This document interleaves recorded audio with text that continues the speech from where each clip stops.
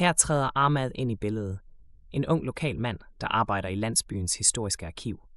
Med Ahmads hjælp begynder Lia at undersøge husets historie, og de opdager, at det engang var et tilflugtssted for folk, der forsvandt under mystiske omstændigheder for mange årtier siden. Sandheden begynder langsomt at komme frem, skræmmende og dyb.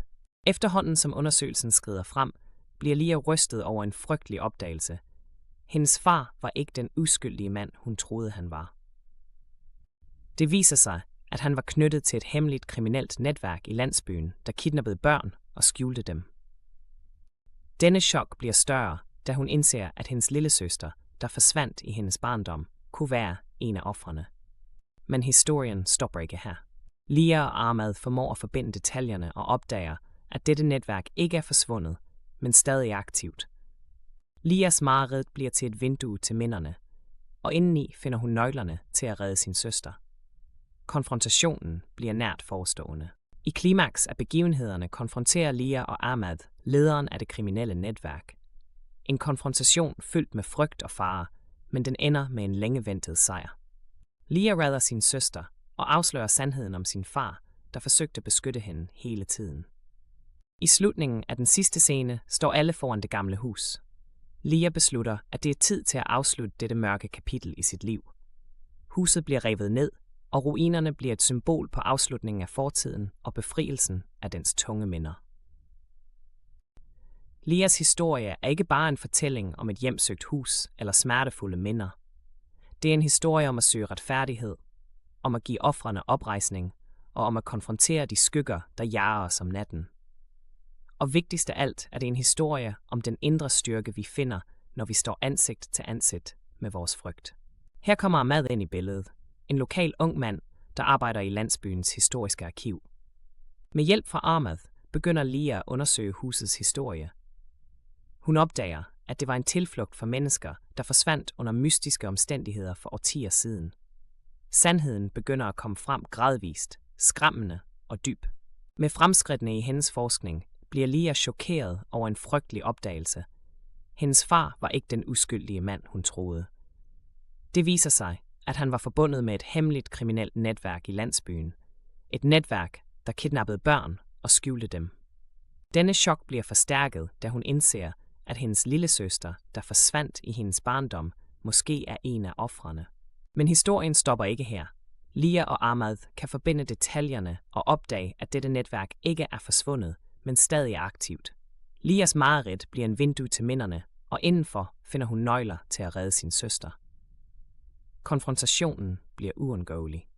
I højden af begivenhederne konfronterer Lia og Ahmad lederen af det kriminelle netværk. En konfrontation fyldt med frygt og fare, men den ender med en længe ventet sejr. Lia redder sin søster og afslører sandheden om sin far, der hele tiden forsøgte at beskytte hende. I slutningen af den sidste scene står alle foran det gamle hus. Lia beslutter, at det er tid til at afslutte dette mørke kapitel i hendes liv. Huset bliver revet ned, og ruinerne bliver et symbol på afslutningen af fortiden og befrielsen fra tunge minder. Lias historie er ikke bare en fortælling om et hjemsøgt hus eller smertefulde minder.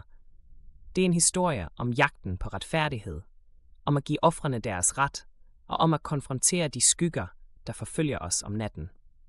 Og vigtigst af alt, det er en historie om den indre styrke, vi finder, når vi møder vores frygt ansigt til ansigt. I en fjern landsby står Lia foran et gammelt hus, der ser forladt ud og er gennemsyret af fortidens skygger. Dette hus er ikke almindeligt. Det er huset, hvor hun tilbragte sin barndom, og det samme, der har hjemsøgt hende i drømmene i årevis. Efter hendes fars død beslutter Lia at vende tilbage til huset, men hun ved ikke, at denne tilbagevenden vil afsløre mørke hemmeligheder, der vil ændre hendes liv for evigt. Fra det øjeblik, hun træder ind i huset, begynder tingene at eskalere. Mærkelige skygger, dæmpede lyde og en kulde i luften, der gennemborer sjælen. Hvert mareridt, hun har oplevet i sine mørke nætter, forfølger hende nu, mens hun er vågen.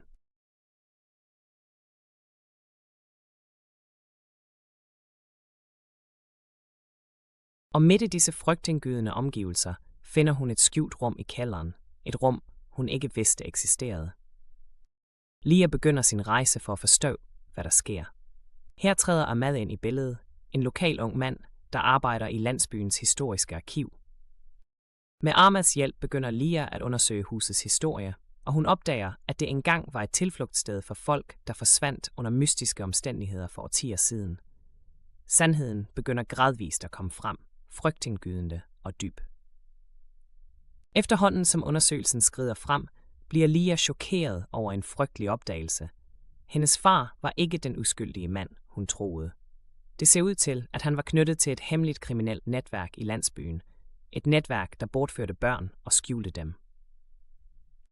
Denne chok bliver endnu større, da hun indser, at hendes lillesøster, som forsvandt i hendes barndom, måske er en af ofrene. Men historien stopper ikke her. Lia og Ahmad formår at forbinde detaljerne, og de opdager, at dette netværk ikke er forsvundet, men stadig er aktivt. I højden af begivenhederne konfronterer Lia og Ahmad lederen af det kriminelle netværk.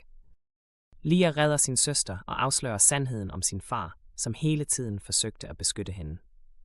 I den sidste scene står alle foran det gamle hus. Lia beslutter, at det er tid til at afslutte dette mørke kapitel i sit liv. Huset rives ned, og ruinerne bliver et symbol på afslutningen af fortiden og frigørelsen af dens tunge minder.